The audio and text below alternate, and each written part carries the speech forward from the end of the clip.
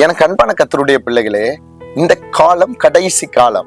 இந்த கடைசி காலத்துல ஒரு சபையையோ இல்லாட்டி ஒரு தேவ பிள்ளையோ அந்தி கிறிஸ்துவனுடைய ஆவி எப்படி இயக்குது? இன்னைக்கு நாம அதை எப்படி கண்டு நம்மளை காத்துக்கொள்றது எப்படி? ஏன்னா இன்னைக்கு நீங்க உங்க பட்டணங்கள்ல பாத்தீங்கன்னா அநேக திருச்சபைகள், இன்னைக்கு அநேக தேவ பிள்ளைகள் இருக்கிறாங்க. எல்லாரும் தேவ ஆவியினால் நடத்தப்படுகிறார்களா? இன்னைக்கு இந்த கள்ள தீர்க்கதரிசிகள் யார் அப்படின்னா, ஆரம்ப நாட்கள்ல கர்த்தருக்காக வைராக்கியமாய் நின்றவர்கள். போக போக அவருடைய குணாதிசயங்கள் மாத்திரமல்ல, கர்த்தருடைய வார்த்தையை விட்டு போகும் பொழுது அவர்கள் வேத புரட்டர்களாய், அதுபோல இன்னைக்கு ஜனங்களை பண்ணுகிறவர்களாய், இன்னைக்கு தெரிந்து கொள்ளப்பட்டவர்களை வஞ்சிக்கிற ஓநாய்களாய் மாறி போறாங்க. இவங்களுடைய கனிகளால நீங்க அறிவிங்கன்னு சொல்லி நம்ம மத்தேயுல இயேசு கிறிஸ்து சொல்றாரு. சரி, இந்த அந்தி கிறிஸ்துவனுடைய ஆவி ஒரு மனுஷனுக்குள்ள இருக்கு அப்படின்னா என்னென்ன குணாதிசயங்கள் இருக்கும்? நான் இன்னமும் சொல்றேன், அதுல நிறைய இருக்கு. ஆனா நான் ஒரு சிலதை மாத்திரம் இன்னைக்கு முதல் பகுதியா உங்களுக்கு சொல்லி கொடுக்க விரும்புறேன். இன்னைக்கு ஆவியானவர் நமக்கு கற்றுக் கொடுத்தத, இன்னைக்கு அவர் நமக்கு பைபிள்ல கொடுத்திருக்கிறத 2 தெசலோனிக்கேயர் எழுதின நிருபம் 2வது அதிகாரம் நீங்க எடுத்து வாசிச்சீங்கன்னா 9வது வசனத்துல, அந்த அக்கிரமக்காரனுடைய வருகை சாத்தானுடைய செயலின்படி சகல வல்லமையோடும் அடையாளங்களோடும் பொய்யான அற்புதங்களோடும். அப்படின்னா இன்னைக்கு ஒரு சபை அற்புதங்களை மாத்திரமே இல்லாட்டி, இன்னைக்கு ஒரு தேவ பிள்ளைகள் இன்னைக்கு அடையாளங்கள் அற்புதங்களை மாத்திரமே போறாங்கன்னா அவங்க அப்படிப்பட்ட ஆவிகளுக்குள்ள வஞ்சிக்கப்படுறாங்க. நான் சொல்றேன், இயேசு கிறிஸ்துவினால செய்கிற அற்புதங்களும் இருக்கு, ஆண்டவர் செய்யறதும் இருக்கு, பிசாசு செய்யற அற்புதங்களும் இருக்கு. அந்த சபையில தேவ மகிமை இருக்காது, வசனங்கள் இருக்காது, பாடல்கள் இருக்காது, ஆண்டவருக்கு பயப்படுகிற பயம் இருக்காது. ஆனா அவங்க வெளித்தோற்றத்துக்கு அற்புதங்கள் இருக்கும், அடையாளங்கள் இருக்கும். ஏன்னா இந்த காலத்துல ஜனங்கள் வஞ்சிக்கப்பட்டு போறதுக்கு அநேக காரியங்கள் இருக்கும். ஏன்னா இன்னைக்கு அந்த அந்தி கிறிஸ்துவனுடைய ஆவி கூடுமான அளவுக்கு மத்தேயு 24:24 படி தெரிந்து கொள்ளப்பட்டவர்களை வஞ்சிக்கத்தக்கதாய் அற்புத அடையாளங்கள் செய்வாங்க. அப்படின்னு நல்லா கவனிச்சு கொள்ளுங்க. கர்த்தரை நல்லா அறிஞ்சிருப்பாங்க, வசனத்துல நல்லா தெரியிருப்பாங்க, அவங்களே விழுந்து போற அளவுக்கு இந்த ஆவிகள் தந்திரமா கிரியை செய்யும். அதுக்குத்தான் யோவான் 15 நீங்கள் என்னில நிலைத்திருந்தால் நானும் உங்களில் நிலைத்திருந்தான் இந்த சத்திய வசனத்தை சொல்றாரு. இன்னைக்கு இப்படிப்பட்ட ஆவி உள்ளவர்கள் ஒரு பாவத்தை செய்யும் பொழுது அந்த பாவத்துக்கு ஏற்ற வசனத்தை தங்களுக்கு எப்படி செய்வாங்கன்னா ஆதாயமாய் கொள்ளுவாங்க.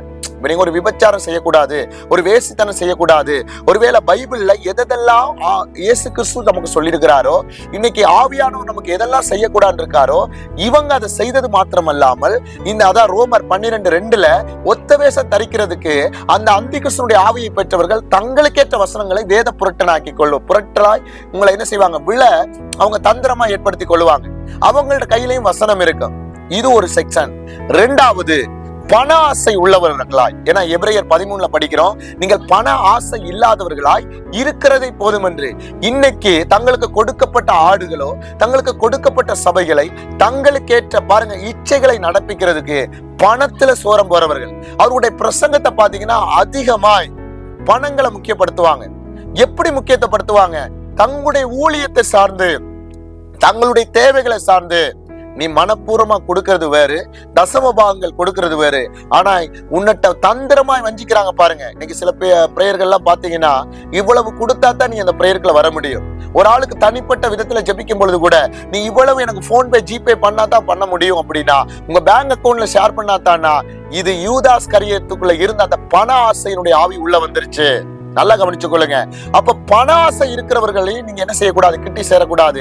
நீங்க உள்ள போகும் பொழுது தேவ ஆவியினால நடத்தப்பட்டு உள்ள போகும் பொழுது அங்க ஆவியானவர் கற்றுக் கொடுப்பாரு, இந்த ஆவி இதைத்தான் போக்கஸ் பண்ணுது, அடுத்தது இவர்கள் இதைத்தான் மையப்படுத்துறாங்கன்றது உங்களுக்கு தெரிஞ்சிடும், அந்த கனிகள்லயே தெரிஞ்சிடும். இது 2வது. 3வது, இச்சைகள். இவர்கள் பெண் பிள்ளைகளுடைய வீட்டுல, அதான் 2 தீமோத்தேயு 3வது அதிகாரத்துல படிக்கிறீங்க, இவர்கள் தந்திரமாய் பெண் பிள்ளைகளுடைய வீட்டுலனா இவர்கள் பாருங்க போக்கஸை இந்த அந்தி கிறிஸ்துவனுடைய ஆவியை உள்ளவர்கள் வஞ்சிக்கிற ஓநாய்கள் எப்படின்னா பெண்களை முக்கியத்துவப்படுத்துவாங்க. சிஸ்டர் நல்லா இருக்கீங்களா, எப்படி இருக்கிறீங்க, அப்படியே தந்திரமா உள்ள போகும் பொழுது நீங்களும். ஏன்னா அன்னைக்கு சர்ப்பம் யாரை வஞ்சித்தது? ஏவாளை வஞ்சித்தது. ஏன்னா ஆதாம்கிட்ட போகல, ஆதாம் இல்லாத வேளையில ஏவாள்கிட்ட போயிட்டு அந்த பழத்தை குறித்து தந்திரமா பேசும் பொழுது அவள் வஞ்சிக்கப்படுறா. ஏன்னா கண்களால பாக்குற அது இச்சையா இருக்கு. அப்படி பாருங்க, இச்சித்து அதை கொடுத்த உடனே அதுக்கப்புறம் ஏதேன் தோட்டத்தை விட்டு விரட்டப்படுறாங்க. இதே போலதான் இன்னைக்கு ஆவியில நிரம்பி இருக்கிற குடும்பம், அபிஷேகத்தினால நடத்தப்படுற குடும்பத்துல யாராவது ஒருத்தங்க வீக்னஸா இருந்துட்டா அவங்கள பயன்படுத்தி அவங்கள விழத்தல். அதான் சொல்றேன், உபதேசத்துல விழுந்துட்டீங்கன்னா எழும்ப முடியாது. அதான் சொல்றேன், நீங்க உபதேசத்துல விழாம உங்களை பாதுகாத்துக் கொள்ளணும். உபதேசத்துல விழுந்துட்டீங்கன்னா, வசனம் இல்லாட்டி நீங்க அவ்வளவுதான், வஞ்சிக்கப்பட்டுட்டீங்க. இது 3வது கேட்டகரி. 4வது, அதான் எடுத்து வாசிங்க, எல்லாம் கவனிங்க. வெளிப்படுத்தலுக்கு எழுதின பாருங்க விசேஷம் 13வது அதிகாரம் 13வது வசனத்துல இன்னொரு அடையாளத்தை சொல்றாரு. அன்றியும் அது மனுஷருக்கு முன்பாக வானத்திலிருந்து பூமியின் மேல் அக்கினியை இறங்க பண்ணத்தக்கதாக பெரிய அற்புதங்களை எல்லாம் செய்யுமா.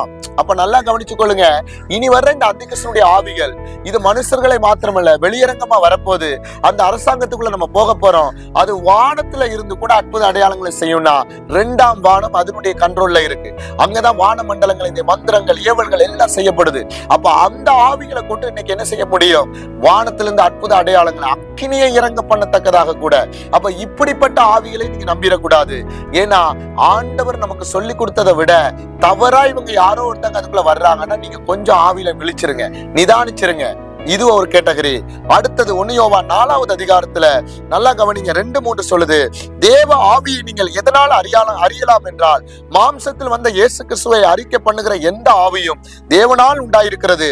மாம்சத்தில் வந்த இயேசு கிறிஸ்துவை அறிக்கை பண்ணாத எந்த ஆவியும் தேவனால் உண்டானதல்ல. வருமென்று நீங்கள் கேள்விப்பட்ட அந்திகிறிஸ்துவினுடைய ஆவி அதுவே, அது இப்பொழுதும் உலகத்தில் இருக்கிறது. இயேசு கிறிஸ்துவை மாம்சத்துல வந்ததை அறிக்கை பண்ணாதா. அப்ப இன்னைக்கு பிதா, குமாரன், பரிசுத்த ஆவியானவர், இயேசு கிறிஸ்து இந்த உலகத்துல வந்து நமக்காக பாவத்துக்காக என்ன செய்தாரு? அடிக்கப்பட்டு மரித்து உயிர்த்தெழுந்து போனாரு. திரும்ப வரப்போறான்னு சொல்லாம தந்திரமாய் சில உபதேசங்கள் வருது அப்படின்னா, தயவு செய்து ரொம்ப ஜாக்கிரதையா இருக்கு. அதான் நான் சொல்லுவேன், இந்த யெகோவா விட்னஸ், அப்புறம் கிறிஸ்துவின் சபை, அதுக்கப்புறம் இன்னும் சில கேட்டகரி எல்லாம் இருக்கு. இதெல்லாம் நல்லா பாத்தீங்கன்னா எப்படிப்பட்ட கேட்டகரினா, அவங்க ஒரு கான்செப்டை மட்டும் எடுத்து கொண்டு வருவாங்க. சில கேட்டகரி, இந்த கிறிஸ்துவின் சபையில எல்லாம் போனா அந்நிய பாஷை இருக்காது. அந்நிய பாஷையை இன்னைக்கு நிறைய சபைகள்ல பேசக்கூடாதுன்னு. இது ஒரு கேட்டகரி. பிதாவை மட்டும் மையமா வச்சுட்டு வர்றது ஒரு கேட்டகரி. இயேசு கிறிஸ்துவை மட்டும் மையமா வச்சுக்கிட்டு இந்த 3 அறிக்கை பண்ணாத யாரா இருந்தாலும் உள்ள வராது, அவனை சேர்க்காது. ரொம்ப ஜாக்கிரதை. ஆவில ரொம்ப தெளிவுள்ளவங்களா இருங்க. அதுபோல நீங்க ஆவிக்குரிய தகப்பன்மார்கள், தாய்மார்கள் இந்த வார்த்தையை பாக்குறீங்கன்னா, உங்க சபைக்கு ஆவிக்குரியவர்கள், தேவ ஆவியினால நடத்தப்படுறவர்களுக்கு நீங்க ஸ்டேஜை கொடுங்க. இன்னைக்கு ட்ரெண்டிங்ல வர்றாங்க, அவர் இவ்வளவு அற்புதங்கள் செய்யறாரு, அவர் இத்தனை நாட்டுக்கு போயிருக்காரு, அதெல்லாம் ஒண்ணுமே கிடையாது, எல்லாம் குப்பை.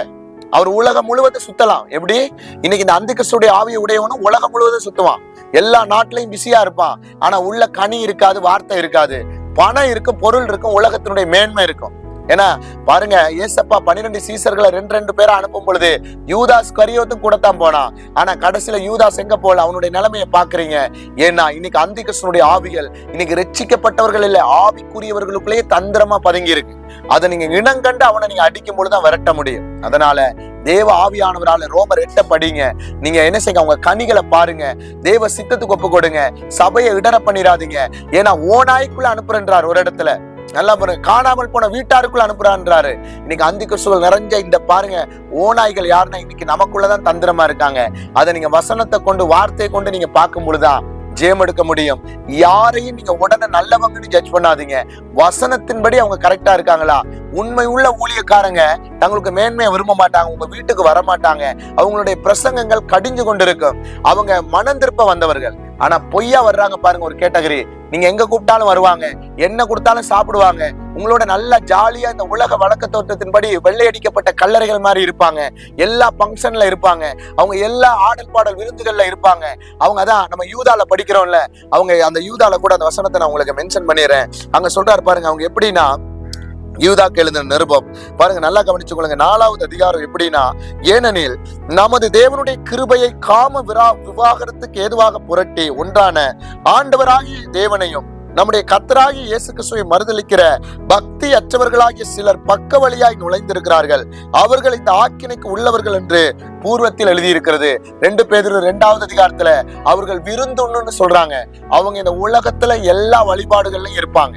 கல்யாண வீட்டுல இருப்பாங்க, சடங்கு வீட்டுல இருப்பாங்க, பர்த்டே பங்கன்ல இருப்பாங்க. அது போல இன்னைக்கு அரசாங்கத்துல எல்லா பங்கன்லயும் அவன் இருப்பான். ஏன்னா அவன் பரலோகம் போறவன் அல்ல.